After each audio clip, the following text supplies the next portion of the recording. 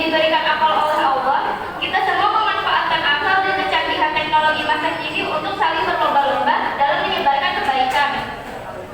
Karena seperti yang kita ketahui, kita semua dapat menyebarkan banyak hal baik melalui sosial media. Internet ke seluruh dunia dengan cepat dan mudah. Ketika kita menyebarkan kebaikan, maka kebaikan yang kita sebar dapat menjadi amal jariah. Begitu pula sebaliknya. Jika kita menyebarkan keburukan, maka kita akan mendapat dosa jariah yang terus mengalir meskipun kita telah meninggal dunia, serta menjadi contoh buruk bagi orang-orang. Ketika kita sukarela berbuat kebaikan, maka bukan hanya pahala yang kita dapatkan, tetapi kita juga akan mendapatkan ampunan dari Allah. Allah akan senantiasa membalas seluruh perbuatan kita tanpa terkecuali. Sebab Allah selalu mengawasi apa yang kita perbuat, baik itu perbuatan yang buruk atau perbuatan yang baik.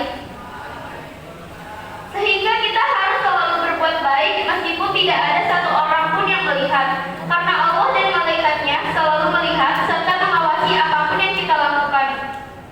Sesuai dengan sabda Rasul yang artinya sebagai berikut, engkau beribadah kepada Allah seakan-akan engkau melihatnya. Apabila engkau tidak melihatnya, maka yakinlah bahwa Allah menyaksikanmu. Hadis riwayat Bukhari dan Muslim.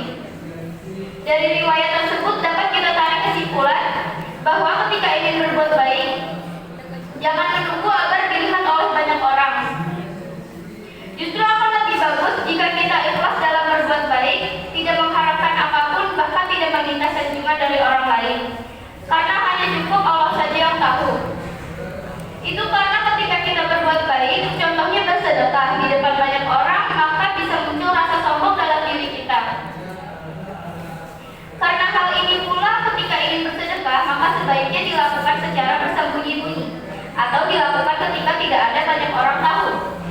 Atau sadar bahwa kita bersedekah, ingatlah selalu untuk senantiasa berbuat kebaikan tanpa mengharap imbalan apapun, dan ikhlas ketika melakukannya.